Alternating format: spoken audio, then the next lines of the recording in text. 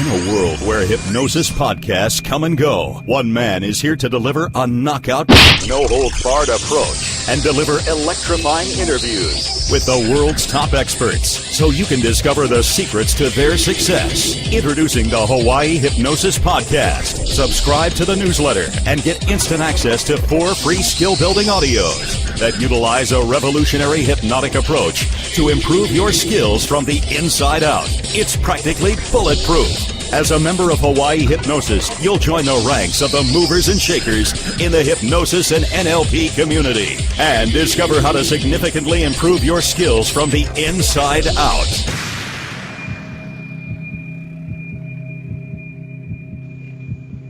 Aloha, everyone. It's Antonio Perez with another Hawaii Hypnosis podcast. Today I'm interviewing Kevin Cole from Empowerment Quest International. The website is nlptrainingquest.com. This interview is about a year in the making. It's taken me a very long time to get Kevin on the podcast due to his very hectic training schedule, private practice, and just life in between. Aloha, Kevin. How you doing? Aloha, Antonio. I'm doing great. Yeah, great to be back on the podcast. So how's Vegas treating you? It is actually quite excellent. For everyone listening, what I did recently, I sent out a newsletter from hawaiihypnosis.org asking people what kind of questions they would want me to ask Kevin. So I've got a couple of really good questions. All the questions are a very wide spectrum, going anywhere from pain control to using hypnosis NLP in emergency settings. So we are finally getting along to it, and we're going to get some awesome information on this call. Cool. Look forward to hearing the questions. Okay, so the first question is, people want to know how to utilize NLP to help victims of any kind of abuse and to basically let go of the pain. Oh, okay. Just dig right into the heavy stuff, I see. Victims of abuse, there's all kinds of different abuse. There's physical abuse, there's sexual abuse, there's verbal abuse, there's all kinds of different kinds of abuse. And well, quite frankly, I've worked with it all. I guess first and foremost, what I'd really want to emphasize is for some really, heavy stuff, please make sure that, that I just emphasize to your listeners, make sure that you're well qualified to work with victims of abuse of any kind. None of this weekend training stuff, none of this, with the exception of maybe like HPTI, which is a very different kind of online training that's much, much different than most of the other online training. With the exception of those, or said differently, just make sure you get quality training before working with those issues. Nonetheless, the main things that I address with those issues, it's a common term that you'll hear come out of my mouth quite frequently, but it's addressing self-love and forgiveness of yourself and others in the case of abuse. And I will work with a lot of past issues and occasionally use some regression type techniques, and that's a huge but. I want you to really hear me on this.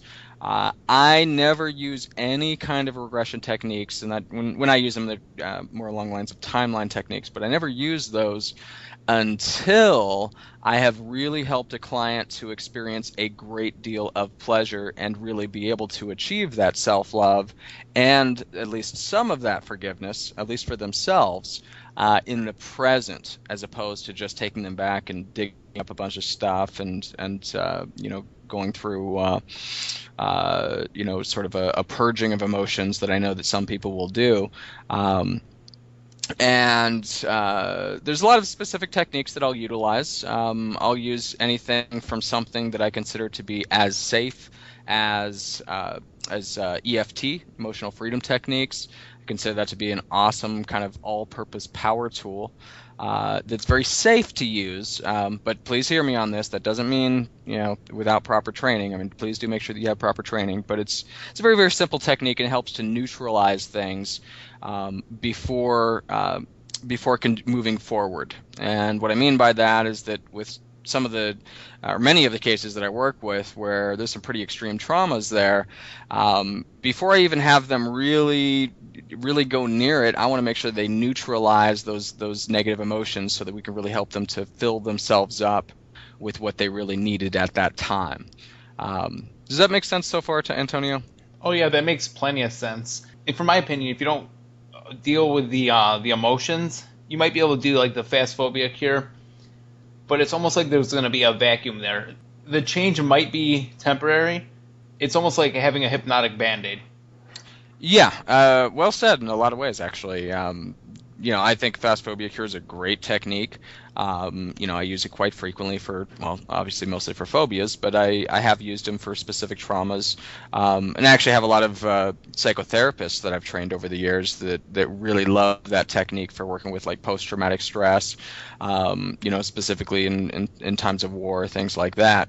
But I always emphasize to them that the work's not complete with that. It's not, yes, we want to be able to neutralize the negative emotions, but if we leave it at that, then it's incomplete work. I mean, bottom line is we've got to help them to really be able to experience the specific emotions that they were needing at the time of the trauma, so that they can completely change the way they feel about it, and well, like you said, not have that vacuum, not have that void, but to really be able to give themselves what they needed.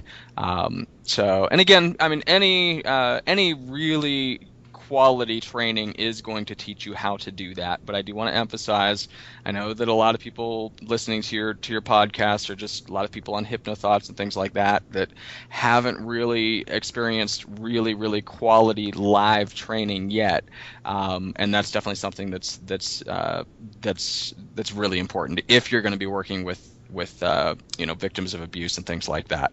I won't go as far as to say with working with smoking cessation, things like that, you need to have profound training.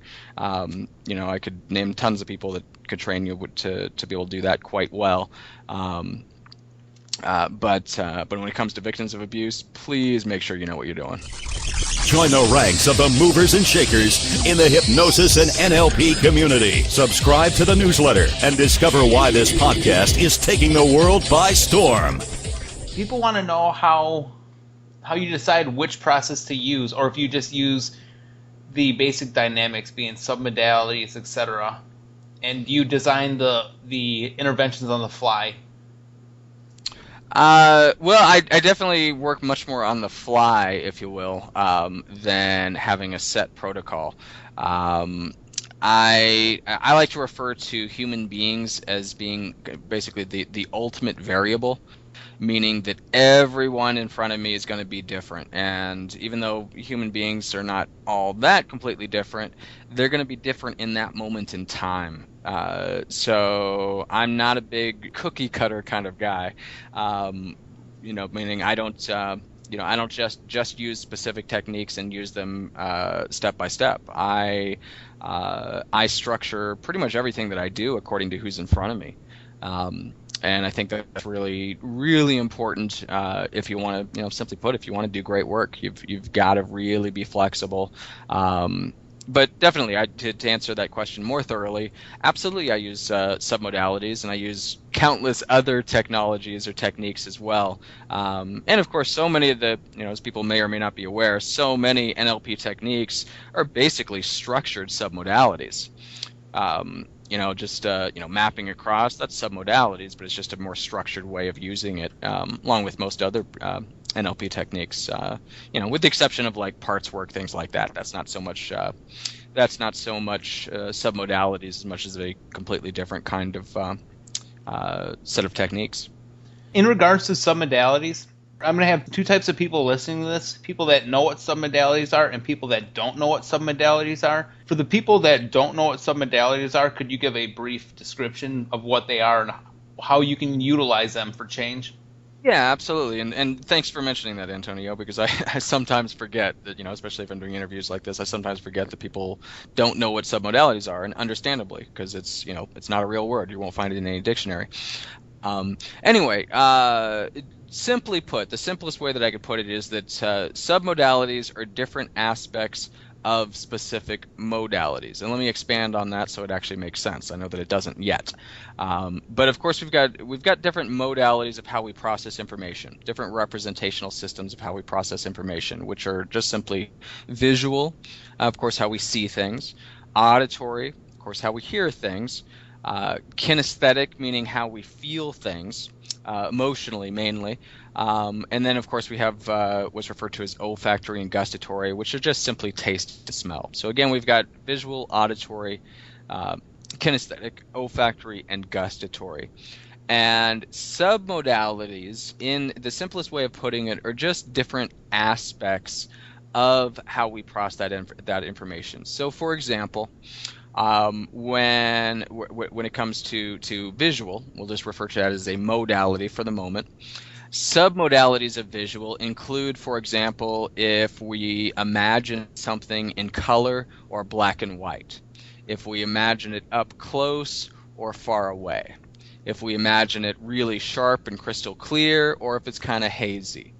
And that's what we would refer to as the submodalities of visual.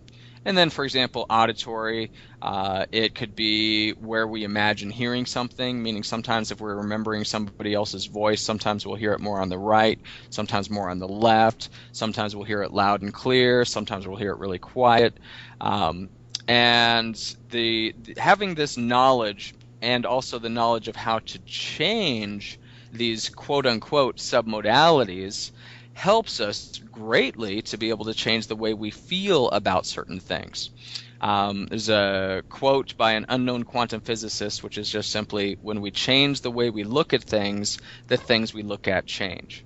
And I like to structure things according to who I'm communicating with, and so I like to modify that a little bit and just say, when we change the way we look at things, when we change the way we hear things, then the way that we feel about them also change. So again, just to really drive that home for those that aren't familiar, for example, if we'll use the victims of abuse as an example. Let's say that somebody experienced some kind of trauma. When we can have them just imagine whatever it is that they imagine from that trauma, but have them literally push it out into the distance, and even in black and white as opposed to color. What this does is this literally takes away the emotional charge, and it basically, what we refer to as dissociation. It dissociates them from the actual incident so that they can change the way they feel about it, or at the very least they can take away the emotional charge momentarily, so that we can do a lot more work to help them to completely change the way they feel about whatever that traumatic incident was. And that helps us to be able to fulfill a specific criteria that I have when helping people to overcome personal challenges and or achieve goals in their life, which is to help them to do it with as little pain as possible, as much pleasure as possible, as quickly as possible, and as efficiently as possible. So just having a really solid understanding of the art behind submodalities helps practitioners be able to do that, to be able to do just that, again, with as little pain as possible, as much pleasure as possible, as quickly as possible, and as efficiently as possible. Does that make sense, Antonio? Oh, it makes plenty sense. Why should life be hard? We're always going to have hardships in life, but why should we have to ruminate about it? We should have fun. Change shouldn't be painful. Exactly. And I mean, hear me on that. That doesn't mean that it's always completely painless, but I do believe it should be as painless as possible. And it's a great tool to be able to help people to address different issues and to be able to change the way they feel about it. And in addition, to also be able to, for example, take pleasant memories, or for that matter, even create new things that you want to have happen, and just really fully do the exact opposite. And as what I just said for negative memories, meaning specifically fully associate to the positive memories, and be able to really see what you saw, but see it in bright colors, and see it up close and personal, and to hear what you heard and hear it crystal clear. And that will allow you to really feel everything that you felt, and even more so. Because, for example, once you actually feel an emotion in your body, once you recognize where you're feeling it emotionally, then you can literally have, speaking of fun, you can literally have some fun with that, and literally learn how to turn those feelings up stronger, by recognizing what direction that feeling is moving. And so, for example, if it's moving clockwise, you can literally just have it imagine spinning faster. And that will increase the feeling, that will increase the emotion. And it's really pretty simple stuff, but it's things that, quite frankly, we're not really taught in traditional education, and we're not taught how to feel good. We're basically taught that, or just through life, we're taught, well, when good things happen to us, like, for example, you went ziplining earlier today, that's a fun experience. But when you understand submodalities, then not only can you experience it even more profoundly while you're doing it, but you can also experience it more profoundly after you've done it, because you can relive that experience all over again, by seeing what you saw, hearing what you heard, feeling what you felt, even smelling what you smelled, being outdoors, smelling, if you're near the ocean, then you can smell the ocean, and just intensifying all of those submodalities will help you to feel those feelings, potentially profoundly more than you felt them in the first place. Oh yeah, some modality work, even though it's very basic, you can get some pretty decent changes. Oh, absolutely. And again, most techniques, whether they be NLP or hypnosis or a combination of both, most of them involve submodalities in some way. And hear me on this as well. I mean, just for the, especially for the old school hypnotists that are listening to this saying, what are you talking about, Kevin? Hypnosis has been using this stuff long before NLP. You're right. Okay, meaning yes, in NLP we use the term submodalities, but those same aspects of those quote-unquote modalities have been around since the beginning of time. It's nothing new. It's just that NLP put more of a structure to it than what we really had before. In regards to submodalities, I've had a couple people that were asking me about your work with pain control. Mm-hmm. What all methods you use, and what do you actually, I guess it's two questions. What methods do you use for pain control? And another person want to know how you use submodalities for pain control. Yeah. Well, the second person answered part of the question, because I use submodalities with pain control. But I also use a lot of parts work, especially for, well, I should say mainly for chronic pain. Okay, so to put the two distinctions to kind of help people out a little bit, with acute pain, I'm mainly using submodalities and language. With chronic pain, meaning specifically pain that's gone on for, say, 3 months or longer, and there's not something that is actually causing the pain anymore. For example, there's on my blog, there's some video footage of me working with a gentleman who overcame literally over 30 years of chronic pain in his shoulder. As a matter of fact, the last training that I just did, I just finished up this weekend, as a matter of fact, helped a woman with chronic neck pain. It was on the final day, actually, so that turned out well. It was sort of a nice little finale to the training. But helped her to overcome her chronic neck pain that she's had literally since life. That was kind of interesting, actually, in that case, because most of it actually had to do with some very limiting beliefs. And she had some very limiting beliefs that if you were if you were born with forceps, meaning the doctor actually, basically went inside there with the forceps and grabbed you out by the neck, her belief, because somebody told her this at some point in time, her belief was that means that you'll have chronic neck pain for the rest of your life, which is a very limiting belief, and it's a real shame that she had to live with belief and that neck pain for so long, because we were able to help her during this training to completely overcome that. And she went from I believe she was at a 7 as far as pain, physical pain in her neck, down to a 1. Which I feel very confident she'll get that down to 0 in no time. When she, I basically just told her to make sure to work with her doctor and just ask them about some specific stretching techniques. But I feel very confident that those stretching techniques will help her to get down to a 0 in no time.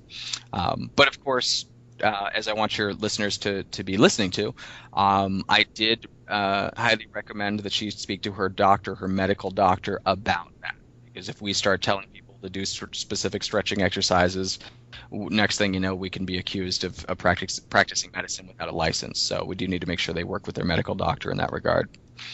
But to expand a bit, as far as other techniques that I use, again, I love Hart's work when it comes to a lot of different things, but especially with chronic pain, because the thing is, Antonio, there's a message there. And Part's work is the best way that I know of to really discover what these unconscious messages are. And sometimes they are very practical, pragmatic messages, including, for example, let's say somebody has chronic headaches. Okay, when we, through Part's work, very simple Part's work, we can discover that perhaps they need to be drinking more water, perhaps they need to be eating healthier, a lot of more practical things.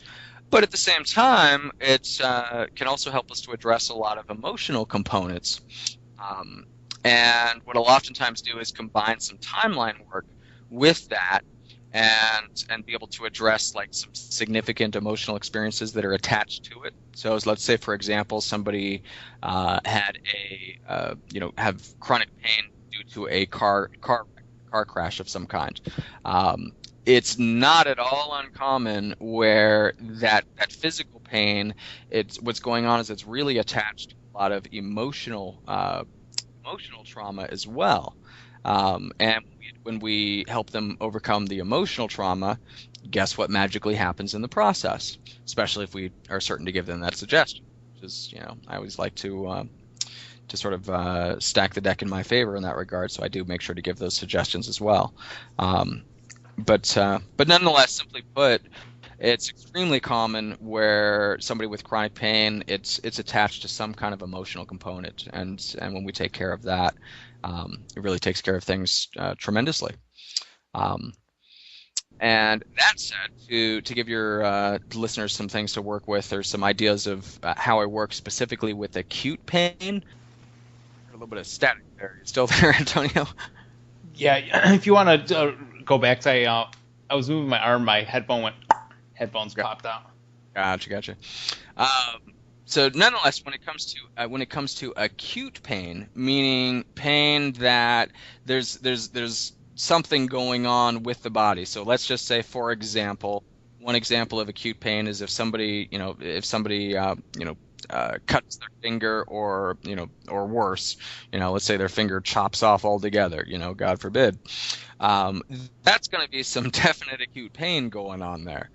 And first and foremost, that, before addressing the pain, we want to make sure that person calls 911, not tries to just soothe the pain from it. They want to make sure they get some serious medical attention. But that said, once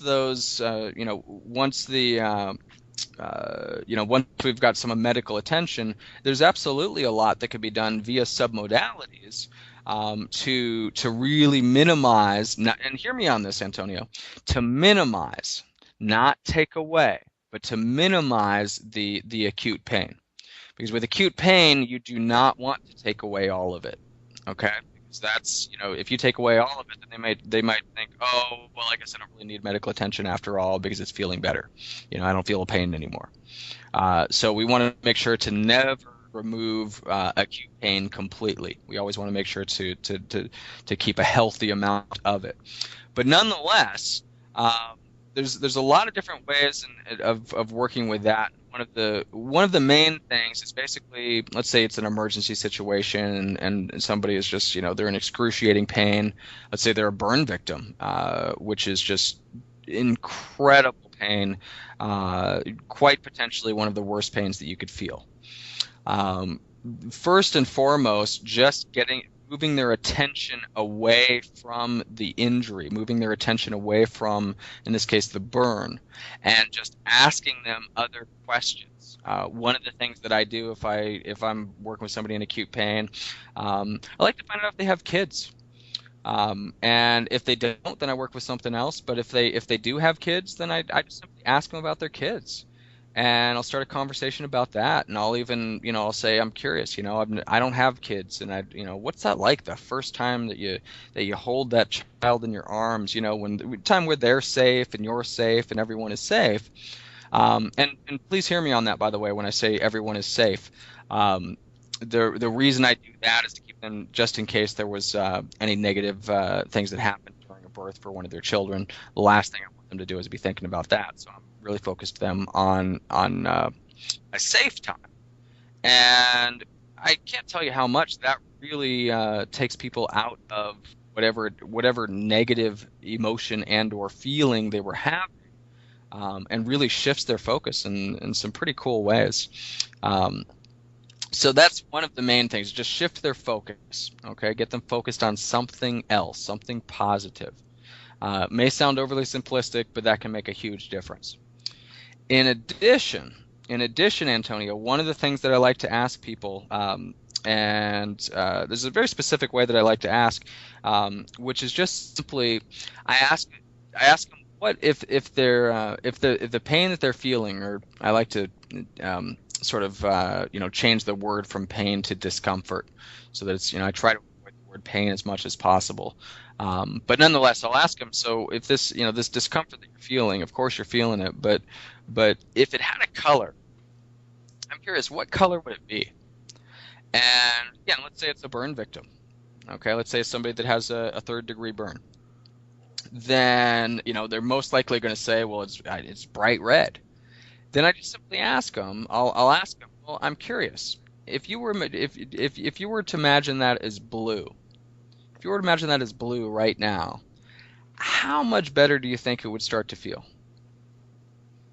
And by doing that, by just simply having them change the color even, it helps them to start changing the feeling. And sometimes I'll just ask them, like, let's say that they say, well, that didn't make much of a difference. Okay. Well, I'm curious, what color would you have to make it for it to feel better now? And as you know, Antonio, because I know you've had some, you've trained with quite a few different people and you already know a lot about hypnosis. I also just gave a little bit of an embedded command at the end, by just simply saying, if you were, what color would it have to be in order for you to feel better now? Does that make sense? Let me take a little breath there, so I'm sure that. Yeah, I heard the little command, which that is, it's brilliant. Now I have to think. So nonetheless, with modalities, again, just changing the color oftentimes will make a significant difference. Changing the direction that it's moving. Okay, so nonetheless, with submodalities, again, just understanding some certain things, again, with changing the color, that can make a significant difference. But also the direction of the way that it's moving in the body. What I mean by that, Antonio, is that in order for us to feel something, whether it be physical or emotional, it has to move in some kind of direction. Okay, it has to, sometimes it's throbbing in a specific direction, or sometimes it's moving clockwise or counterclockwise, whatever the case may be. For example, with nausea, just as nausea as an example, obviously that tends to be, for most people, that kind of starts moving up. And the thing is, when you can actually make a conscious effort to actually literally move it in the opposite direction, and if you could also change the color of it at the same time, like noticing what color you imagine it to be, and what direction it's moving, and change both of those, so change the color. So let's just say you're imagining it as green, and then you change it to blue, just as an example. and you also move it in the opposite direction. The thing is, if you're really doing that, you will feel better. As a matter of fact, I've used that technique for clients that I've worked with eating disorders that literally, they have the binge and purge type thing, and sometimes they've built up that habit and it becomes somewhat of an addiction. And I can teach them to condition themselves to literally do the exact opposite by doing that, and it's extremely effective. It helps tremendously, and it can be used for all kinds of different kinds of pain, or like I said, even with nausea. Even with take headaches as a really, really simple way of using submodalities to be able to change a headache. As a matter of fact, interestingly enough, I learned that when I was a kid. Because my dad actually used to do this very, very simple, incredibly simple headache removal technique with us, that he actually learned through hypnosis. And he wasn't a hypnotist, but some people came into his work and taught the whole staff how, a simple technique. I forget what the name of that company was called. I do remember now. Hypnovation is what they called it. They called it hypnovation, as if like, motivation, but with hypnosis. It was in the late 1980s, or actually, I take that back. It was the early 1980s. And it was very simple. Basically, just having you think about what color a headache was, or what you imagine it to be like, on a scale of 1 to 10, how strong it was. And another one was also how much water could it hold. If it could hold water, how much water could it hold? And all that he did, and it works really, really well, it's really simple, is he just kept asking those same questions, but just changed, asking us, so now what color is it? Or how is that color changed? And by just gradually changing those colors, gradually lowering the number, and gradually changing the amount of water that we imagined it could hold, in less than 5 minutes, our headache was gone. And that's just submodalities right there. That's all playing around with submodalities. It's just really, really simple stuff and really, really effective. Sometimes it might not be. It might take a couple shifts. It might take dealing with a couple different aspects of maybe the visual submodality, Mm-hmm. but you'll end up getting the one that causes the most change, and you realize, oh, this is the one that's driving this behavior or these feelings. Yeah, and well, the thing is, Antonio, is that it's almost always more than one submodality, but you are correct that there are certain drivers, if you will, that are driving it the most, and people are interested. The number one quote unquote driving submodality that I find for certain things is location.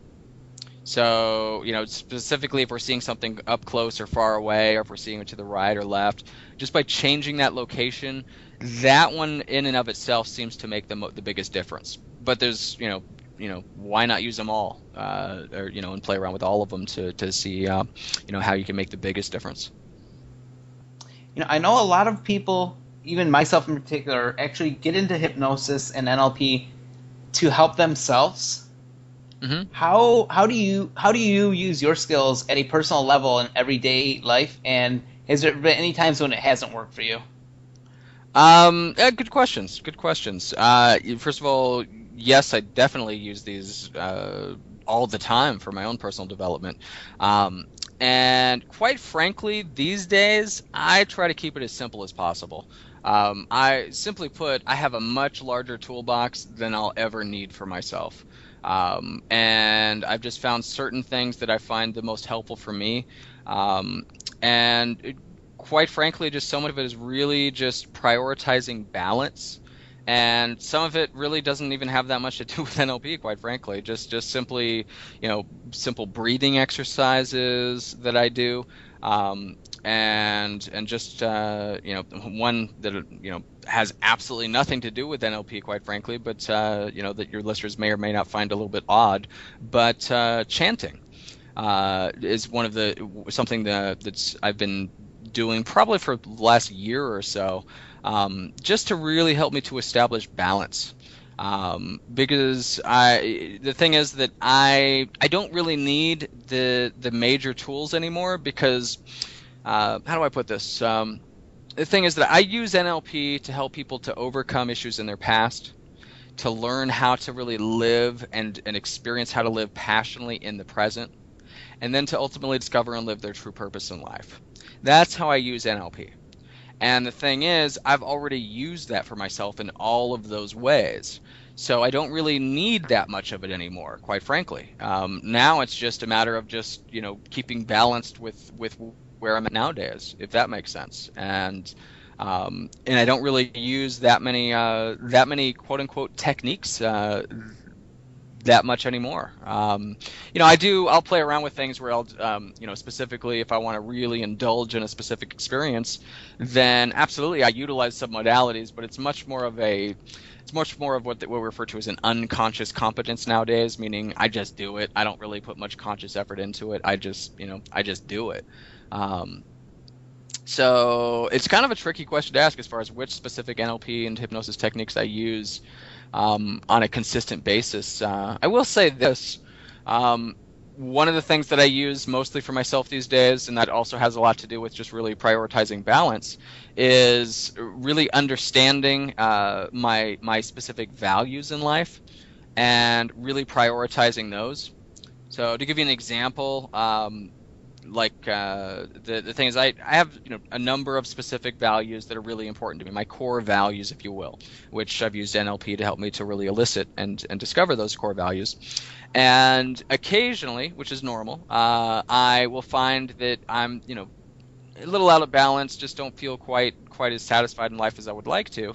And I could just simply look at my list of values, and just for example, one that I had been really neglecting for a while because the one that I had been neglecting for a while was actually adventure. And because I was getting so much out of some other values of mine include contribution and creativity and a lot of other things. And I get so much of that on a consistent basis in what I do for a living, because it's in my trainings, it's I'm contributing all over the place, and I'm always able to be creative, and love happens to be one of my core values, happens to be my highest actually. And at the risk of sounding a little fluffy, when I'm working with in trainings, when I'm working with one-on-one clients, I experience a lot of that because I'm helping them through so many different things that so many of those values are being taken care of. That said, adventure is really important to me. Adventure and excitement. And even though I get a lot of that during the trainings and working with one-on-one clients as well, it's not to the extent that I really enjoy. So what do? I go skydiving more often now. I prioritize that.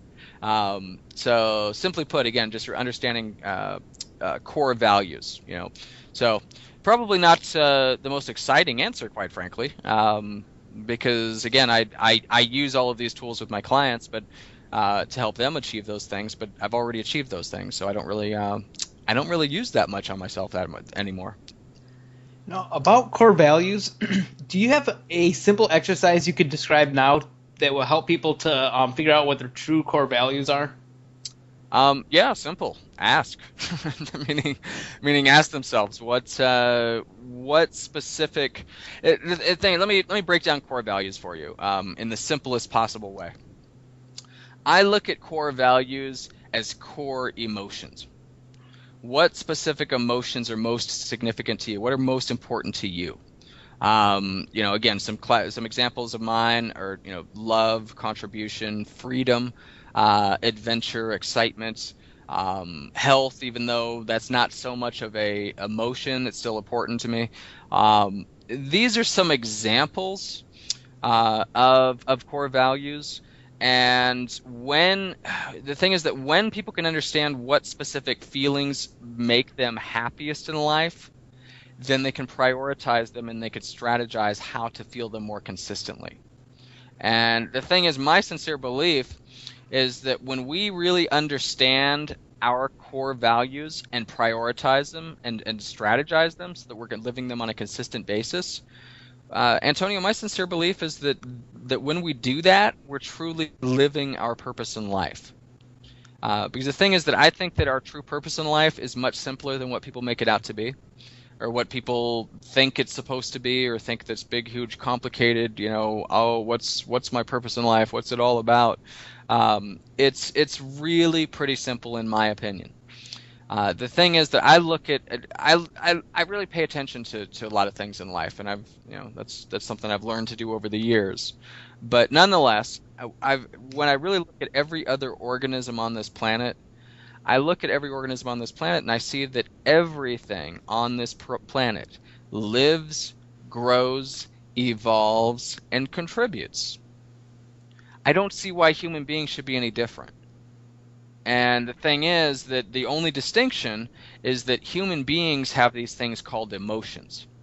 So said differently, my sincere belief is that our purpose in life is quite simple: to live, grow, evolve, and contribute in a way that allows us to feel absolutely amazing each and every day.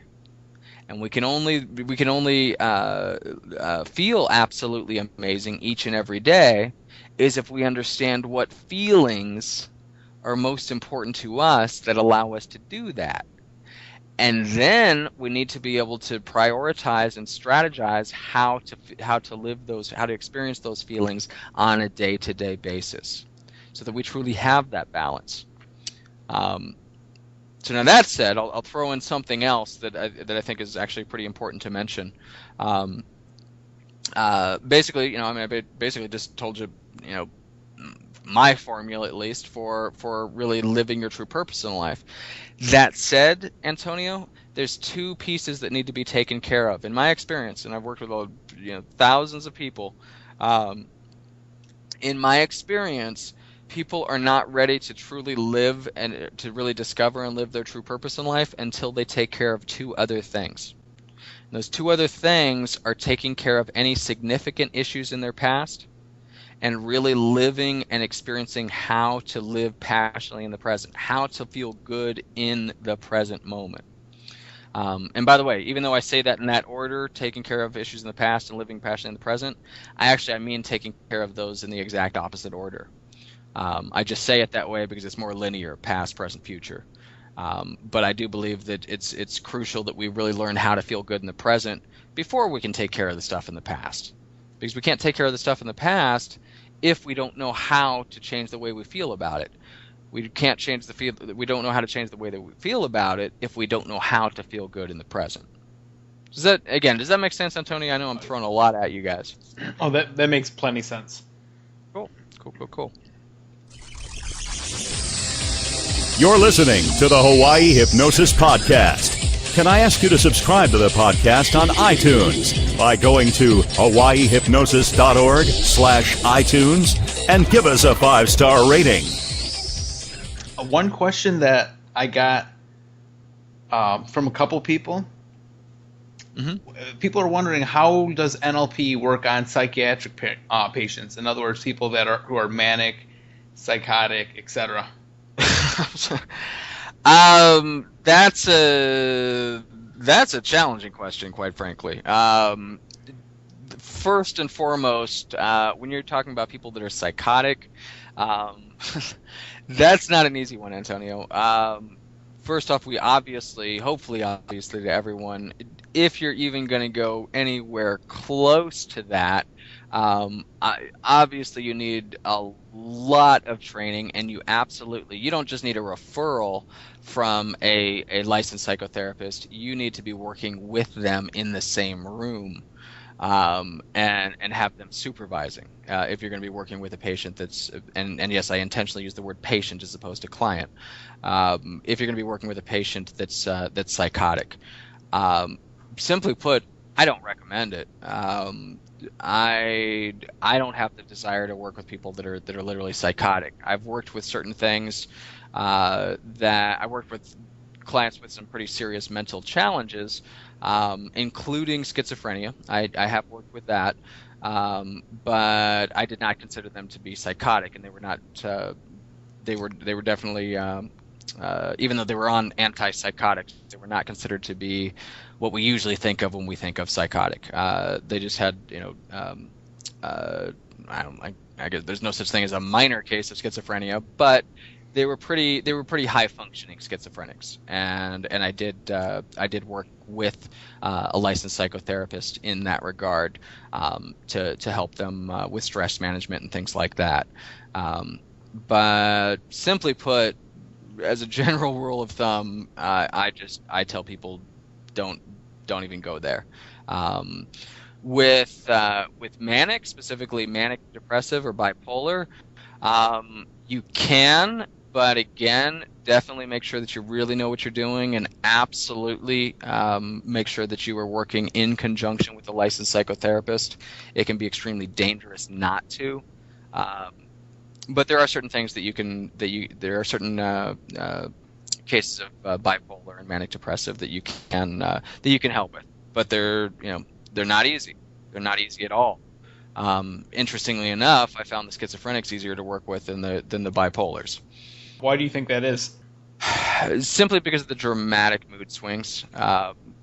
They're just they can be so dramatic, and what can also be dangerous. Although I haven't worked with it personally, fortunately, knock on my desk here. It's not at all uncommon for those that are manic to feel better. They're manic, and then to decide to go off their medication, which can cause all kinds of havoc.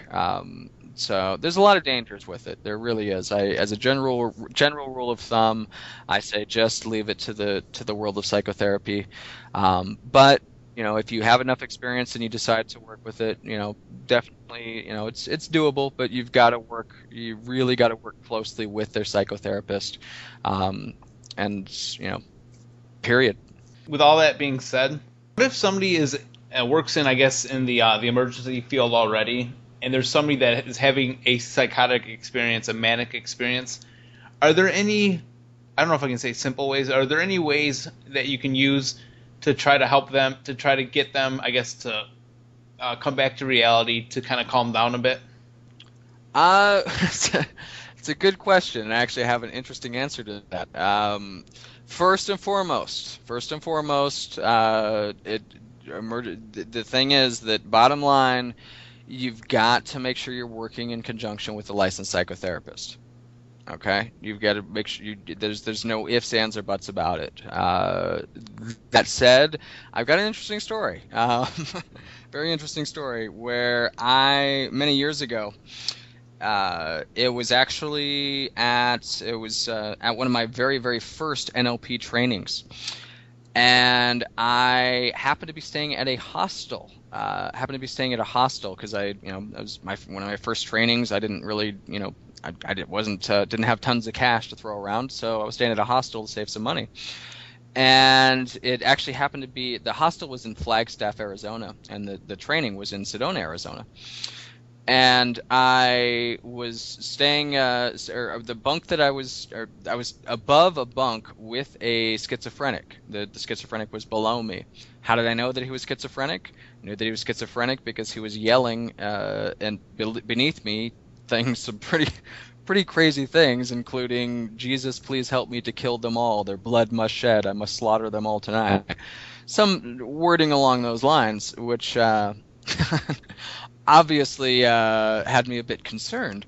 And there was about 4 other people in that cabin, and the schizophrenic below, he actually left the cabin for the moment. And I remember looking up and looking at this other guy in the bunk next to me, and saying to him, I don't remember who said first, "Are you hearing this?"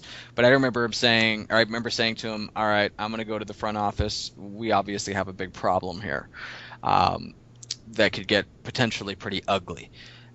Because I didn't mention, we were actually snowed in as well.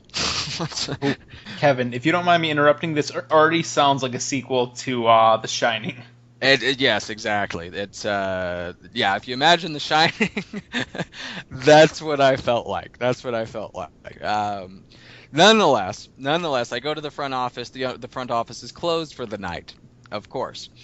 And so I'm walking back to the cabin, and I see this gentleman he's having a cigarette outside the cabin.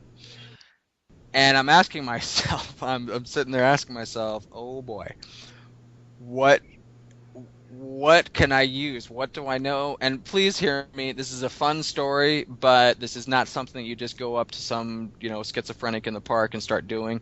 Please make sure that I'm clear on that. But nonetheless, I was like, what tools do I have? And the answer was simply, I have rapport. I know how to build rapport, because I didn't even finish the freaking class. So all that I had was rapport. Now that said, please make sure you hear me, okay? Even though I was taking this course, but even if I had finished the course, that would not have qualified me in any way, shape, or form to be working with schizophrenics. The only reason that I approached this gentleman was because, quite honestly, Antonio, I honestly felt my life depended on it. We're snowed in. This guy obviously has some incredible psychological issues. He's praying to Jesus to slaughter us all, to give him the strength to slaughter us all. We've got a real problem. And so nonetheless, I see this guy's having a cigarette out front of the cabin, and I asked him, I said, well, I remember asking myself, okay, what do I do? And I said, well, just do the best you can, figure something out. It'll come to you as you go. So I asked him for a cigarette. Now, I don't smoke, Antonio, but I figured that would build rapport, or would help build rapport. So I asked him for a cigarette, and he gave me a cigarette, and then I said to him, and this will sound kind of funny, but nonetheless, I said to him, I said, can I ask you a question? And he said, yeah. I said, I said, you promise, and this is what I said to him. I said, you promise not to think I'm weird or that I'm crazy in any way? And I asked him, I just simply said, are you a Christian?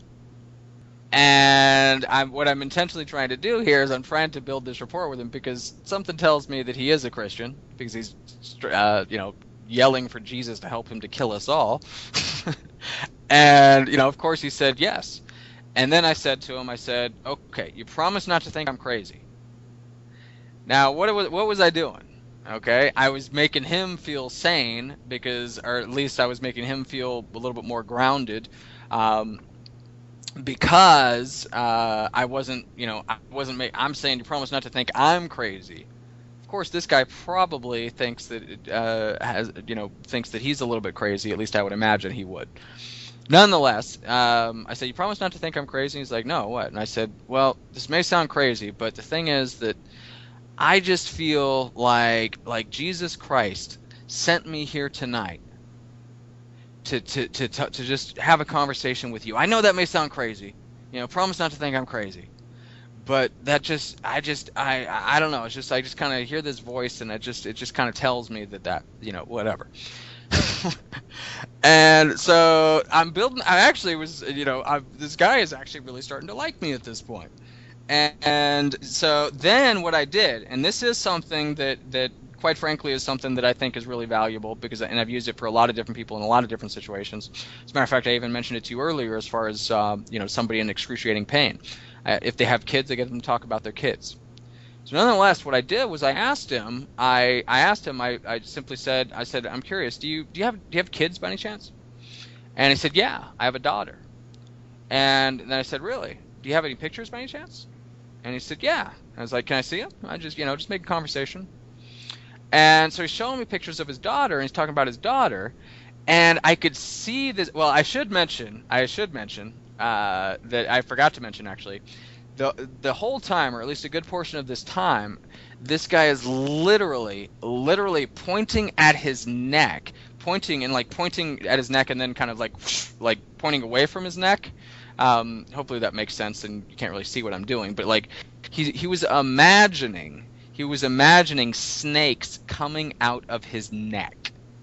Okay, totally true story. I couldn't make this shit up.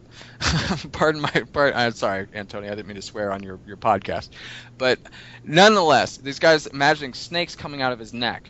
Now that said, he asked me if I could see them. That's not something I'm gonna match. That's not a rapport that I want. Okay, so I just simply said to him. I just looked at him. I said, "No, sorry, man. No." I don't see him. I don't know what you mean. But you said you had a daughter? Tell me more about her.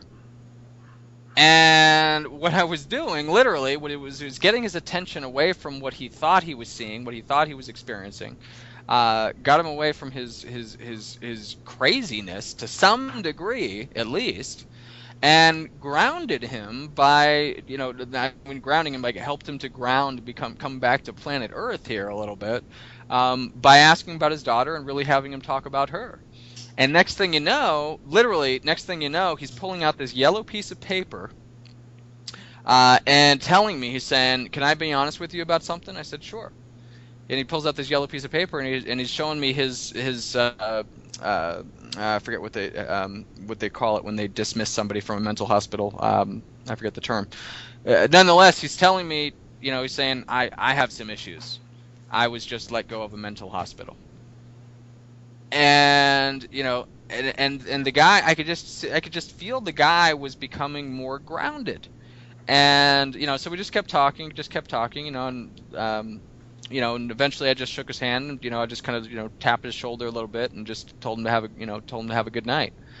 And long story short, or at least much shorter, all that I heard from him the rest of that night was snoring. He just snored through the rest of the night. And obviously I survived it, but nonetheless, Antonio, that's it's a funny story, it's an interesting story, but again, I'm not exactly sure who was asking about how you work with psychotics and things like that, but that was an emergency situation that there was no other choice. Any other situation, I would have just called the cops and left it at that. So I just want to make sure that I'm not telling people to work with things that they're obviously not equipped to handle. I wasn't equipped to handle that. It's just I did the best I could to stay alive for that night. It almost feels like we're recording a public service announcement to tell kids, stay away from LSD. Exactly. Kid, stay away from LSD, and you won't have snakes coming out of your neck, hopefully. Exactly. Good plan. Yeah, it seems like working with a psychiatric patient, there's a certain amount where you almost want to know their little bit of reality. It's almost like, I guess, if somebody's fish or somebody's drowning, you kind of want to throw a little bit of rope in, pull them out. Yeah, just leave it to the licensed professionals. They're equipped. They know how to do that. And it's for 99% of hypnosis practitioners out there, it's going to be out of their scope of practice. It's going to be way out of their scope of practice. So again, just leave it to the licensed professionals. And you'll be glad you did. It's not easy to work with. Also, in the same lines of an emergency setting, what are some of the methods that people can use in an emergency setting for pain control, anxiety relief, stopping blood flow, etc.? Thank you. A question that I could actually answer that people can actually use. Blood flow. Yes, absolutely. There's a lot that we can do. As a matter of fact, when I had oral surgery done about 3 years ago, I simply told I was utilizing hypnosis, and I had a colleague with me, and I simply told him that he simply told me during certain points that apparently I was bleeding a lot, which happens during oral surgery. And he simply told me, he said, "Kevin, we need you to stop your bleeding. You're bleeding too much. We need you to stop your bleeding." And the oral surgeon was shocked at how instantaneous it was. Okay. Now that said, I was also I'm a pretty good subject with things like that. But nonetheless, there are things that you can do if somebody is, including yourself, by the way. If somebody is having excessive bleeding, then you can help them to slow down or even stop their blood flow. But there's one thing that's very important to remember. Okay. First of all, I was being taken care of by an oral surgeon, so I was in very good hands to completely stop that bleeding. Okay, and the wound was being, my teeth were being cleaned in the process. Bleeding serves a purpose. Okay, so, and I want your listeners to really hear me on this. Bleeding serves a purpose. Part of that purpose is to cleanse a wound. Okay, so what I'm about to explain works so well that, or it can work so well that it's very important to say it correctly, to use the terminology correctly, because of the fact that bleeding does serve a purpose, and we don't want to just shut it off to keep it from doing its job.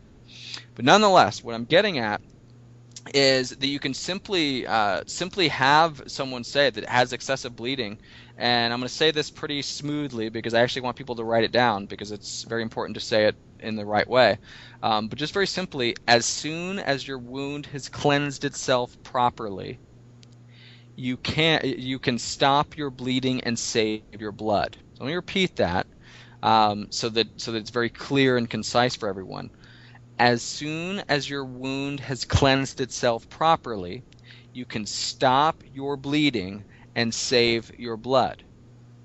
Okay? Because again, we want to make sure that, and actually, many years ago when I studied with Gil Boyne, pioneer in hypnotherapy, I actually learned just to basically just tell people that to just stop their bleeding. But I later learned that it's very important to let the blood cleanse a specific wound, or to cleanse a wound properly before giving that suggestion, because potentially you can do more harm than good. Again, because of the purpose of blood actually cleansing a wound. So, but nonetheless, especially if somebody's has had a traumatic accident of some kind, they're very open to suggestion. So your words are going to be accepted, and they will hear you so long as you have their attention. Now, what's very important as well is that is making sure that you do have their attention. And one of the simplest ways of doing that is just asking their name. So, for example, if I was to say, like, just say, excuse me, what is your name? What is your name? And then you'll eventually say Antonio. Then I'll say, Antonio, I want you to hear me very closely. Can you hear me, Antonio? And then as soon as you get some kind of a yes, then I'll say, as soon as your wound has cleansed itself properly, you can stop your bleeding and save your blood. Okay? And again, that potentially can save somebody's life. Very simple words to use, but could potentially save somebody's life. But let me go ahead and, again, another public service announcement here.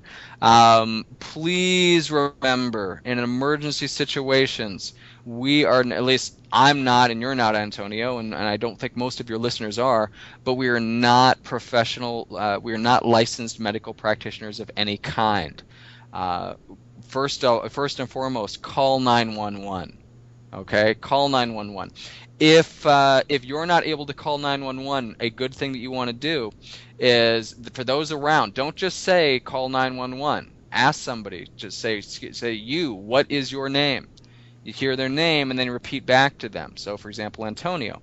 I would just simply say, what is your name? You would say Antonio. I would say, Antonio, I need you to call 911 now. Tell them that there's been an accident. Give them the address. Whatever, if you know the address, give them that address.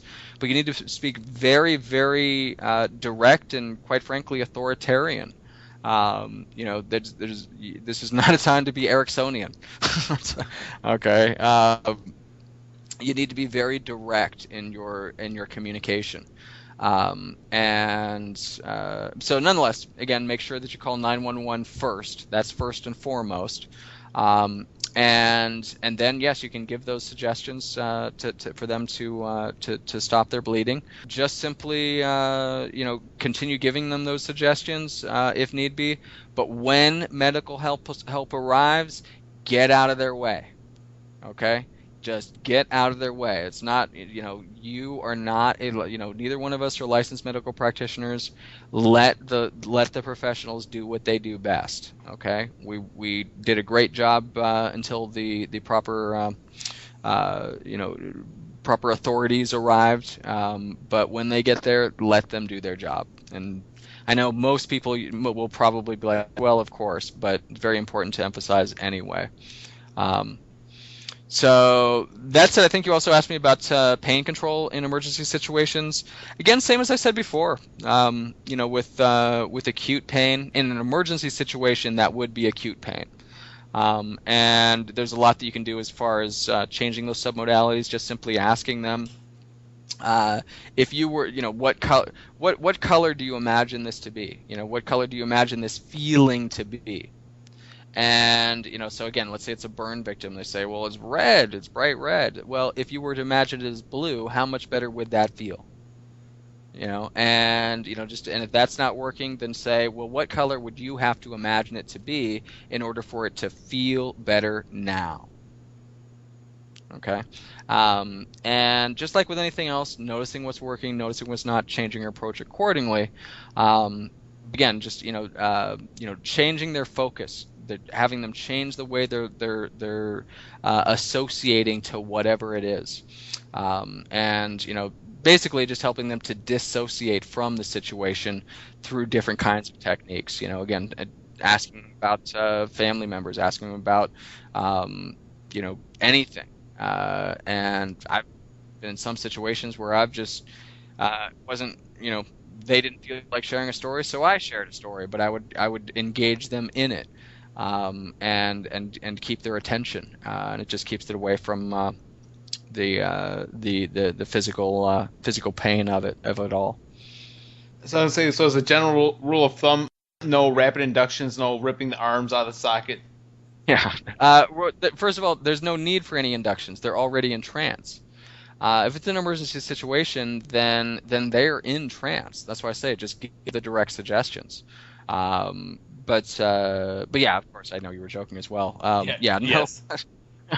No arm pulling, no instant inductions, none of that stuff. Yeah, correct.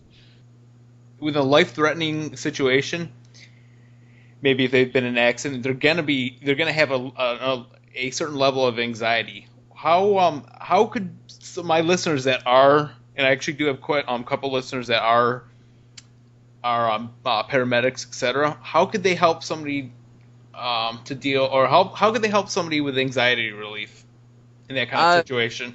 Well, the number one most beneficial thing you can do is help them get control of their breathing. Okay, that's the number one most important thing that you can do, because our physiology affects the way that we feel. And when somebody's, whether it be an emergency situation where somebody's experiencing anxiety, or whether it be an everyday situation where somebody's experiencing anxiety, I promise you they're not breathing correctly. They're not breathing. They're breathing from their chest. They're not breathing from their diaphragm. They're not taking deep breaths. They're taking a lot of shallow breaths, and helping them to just be able to get control of their breathing, and to gradually slow and deepen those breaths. That's going to help immensely.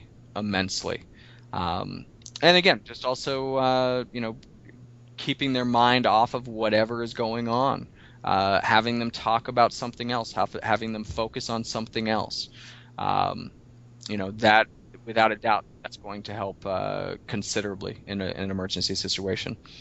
I'm sure there's going to be in life there might be a situation, somebody might be having a heart attack.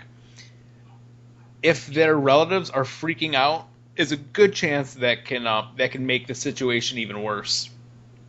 Yeah, definitely, without a doubt. The way that bottom line is that the way that people are acting around us is going to affect us greatly in an emergency situation.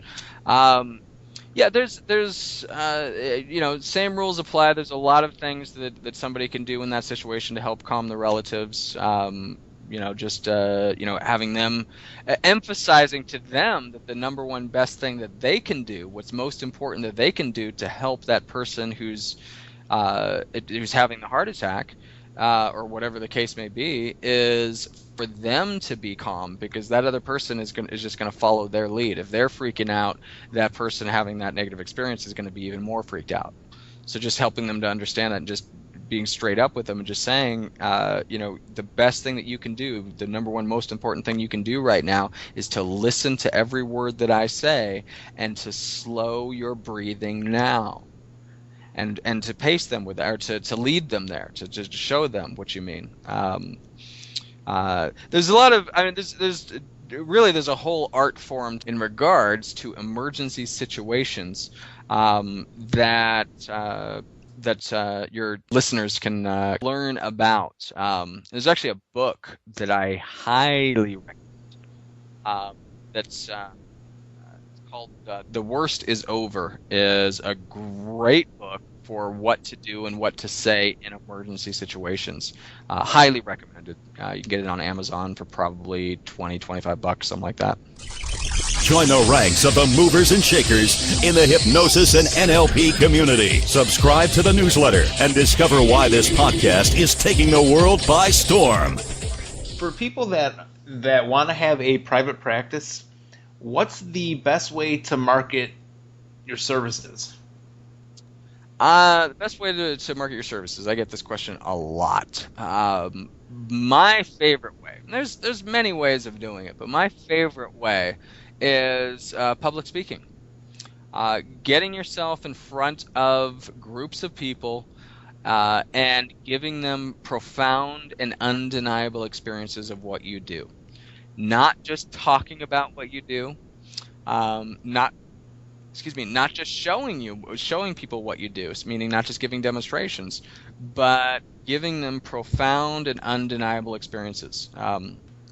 There's a Chinese proverb that's always resonated with me a lot that I share a lot with my own students, which is simply, tell me and I'll forget, show me and I may remember, involve me, give me an experience, and then I'll understand.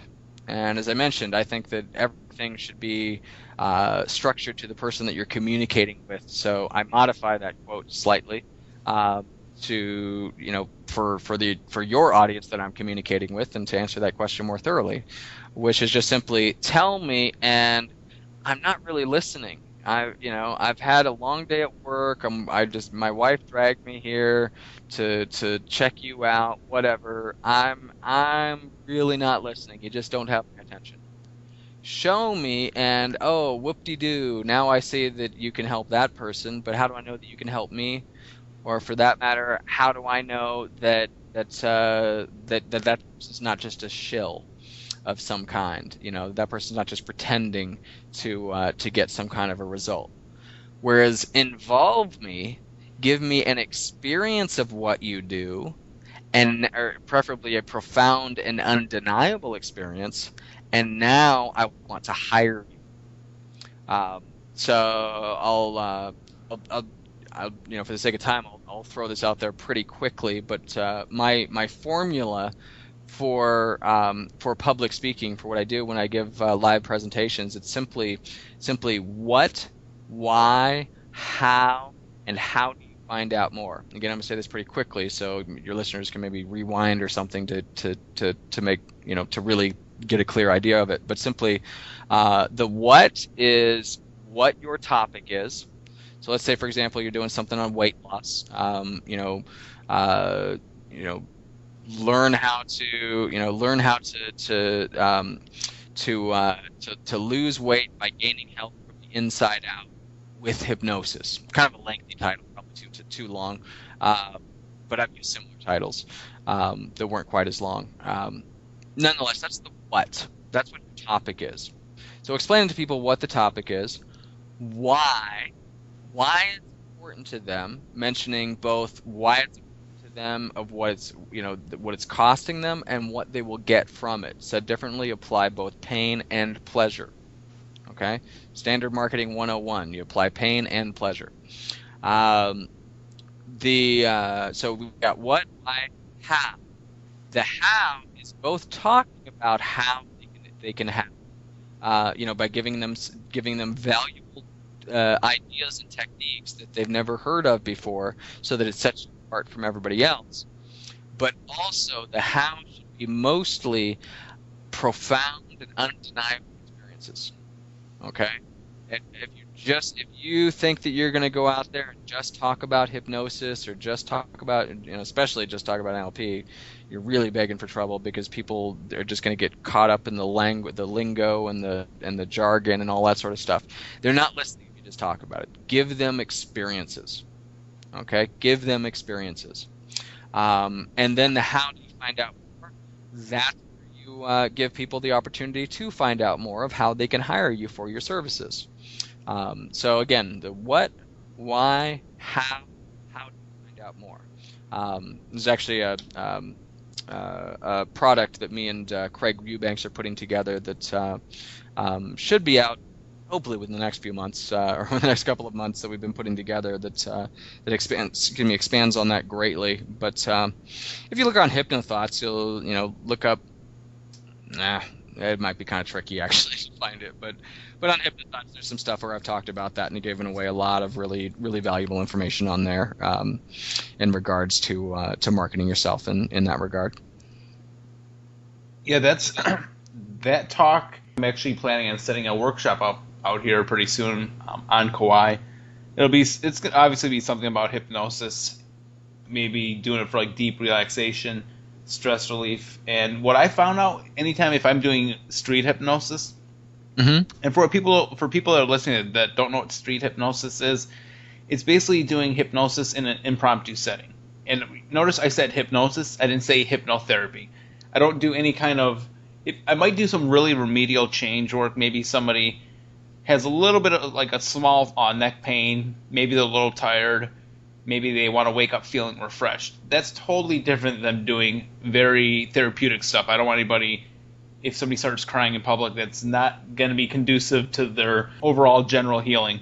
Anytime I do street hypnosis, I found out it's an easy upsell, because if I hypnotize somebody and I have them imagine their hands are glued together, I have them forget their name or a number, and then they just naturally they ask me like, "Wow, what else can this be used for?" I'll tell them like numerous things. Like here's my card. Give me a call. Give me an email.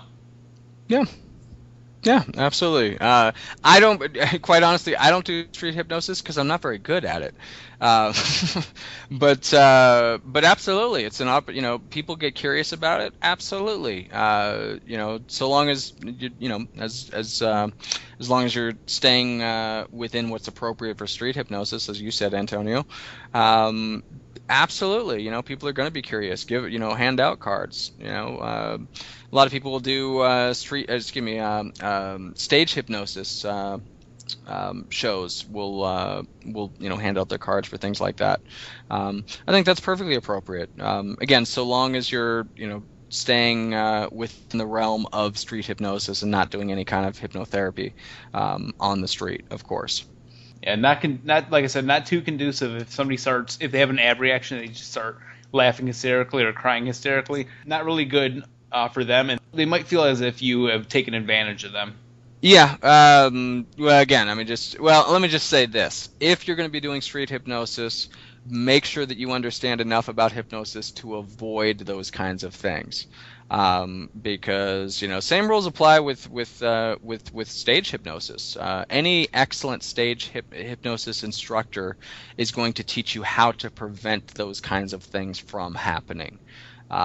So said differently, don't just watch some stuff on YouTube and go out and do street hypnosis, because ab reactions can happen. Not necessarily huge gigantic ones, but bottom line is that when people go into trance, they have certain expectations of what can and what does happen, and if you don't know what to do in situations where the unexpected happens, you're just begging for trouble.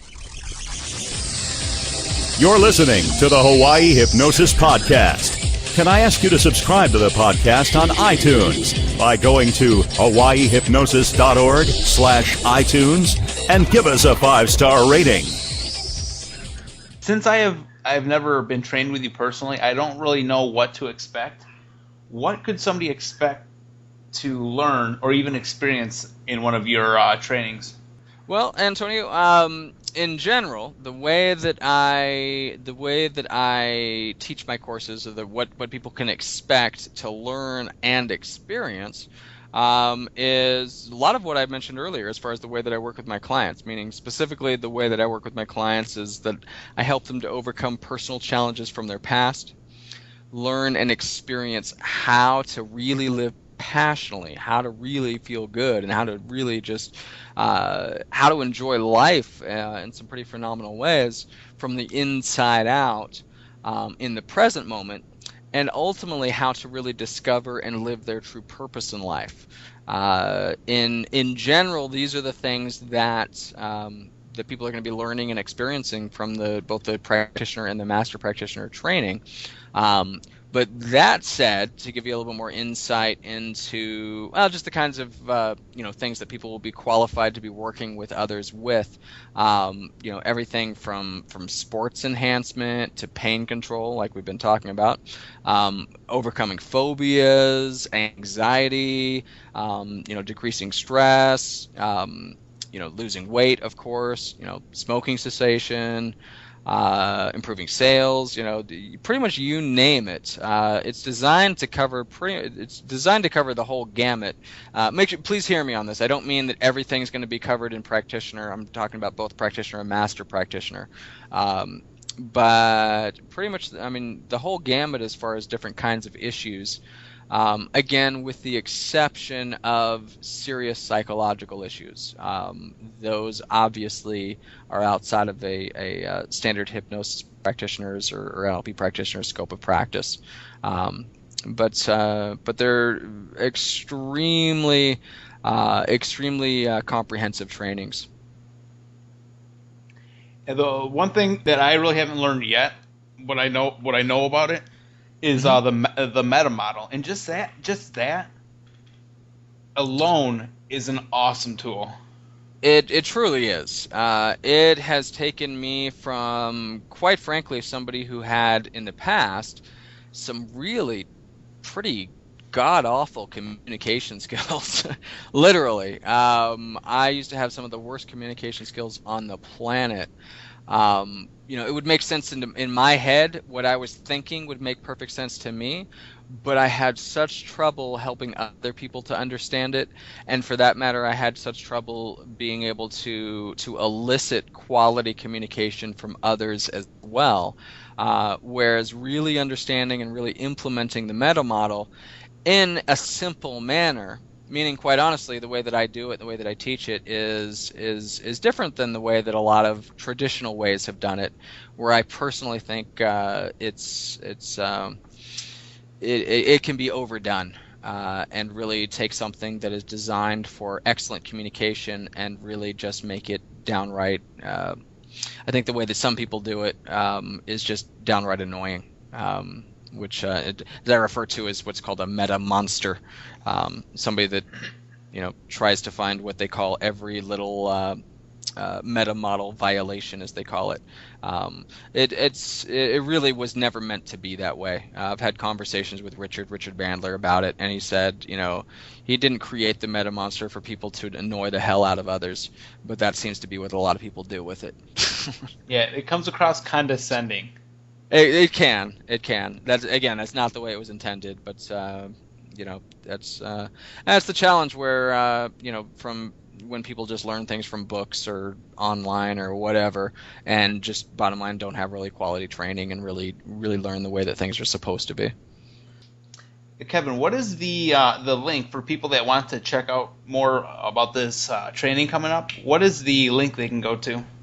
The link, actually, for the Honolulu one, for one for your listeners that actually has some pretty awesome promotions on it, some pretty awesome bonuses.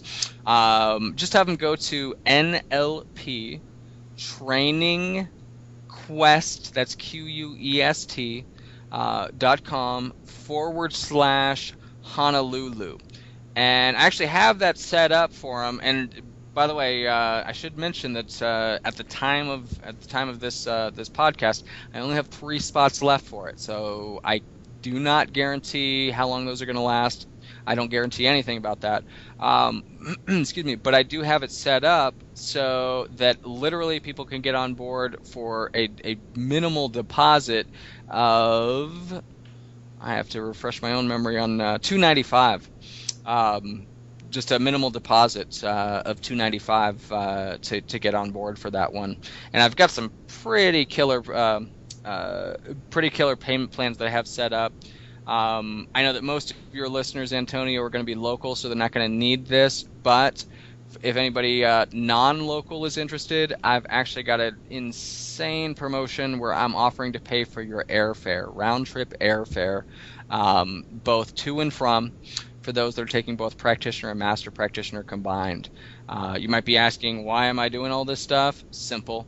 It's the first time I've done a training in Hawaii, and I really want it to be a big deal. And I want to make sure that that everyone has the opportunity, everybody that wants to take it has the opportunity to take it. I'm really excited about it. I've actually, again, I've never done a training in Hawaii, and I want to really build up a buzz about it so I can do many more, because I have a feeling I'll really enjoy doing them out there. Oh yeah, who wouldn't want to come out here to learn some amazing skills? Exactly. And I don't know about everybody else, but I even booked an extra couple of weeks to myself after the training. So I encourage those that are non-locals. What do you call them? Mainlanders? What do you call them? Howleys? Howleys. Whatever you call us. I'm still a Howley. Gotcha. But yeah, I recommend that they book at least a couple extra days to enjoy the island. And just so everyone knows, again, for the non-locals or the Howleys that are looking for affordable hotels, I've actually tracked down a couple of hotels that are as little as like $85 a night. That seem to be pretty nice hotels too, that are within a very short walking distance to the venue. So yeah, I'll shut up now because I didn't want this whole interview to be a big plug. But yeah, I do. I'm putting everything I can into this particular one to make it doable for anyone that wants it. And no payment plan will be turned down for this one. Meaning, you tell me what you can afford to do as a payment plan, I will honor it. As long as you're serious about it, I'm going to get you in on this class. I can't promise to do that for future classes, but again, this one I really want to be a big deal. So take advantage of it. If anyone has any questions at all, just give me a call. You can reach me either at 619-602-3633 or the 1-800-QUEST, QUEST 80. Yeah, if you have any questions about the training or any of that good stuff, give me a call, and I'm happy to help you make the right decision for you. This talk has been awesome, and everybody that's planning on checking this out, go to nlptrainingquest.com/Honolulu. I will see you here very shortly. Awesome. Looking forward to having you in the class. Thanks for listening to the Hawaii Hypnosis Podcast. Connect with us at facebook.com/Hawaii Hypnosis, twitter.com/Hawaii Hypnosis, and youtube.com/Hawaii Hypnosis.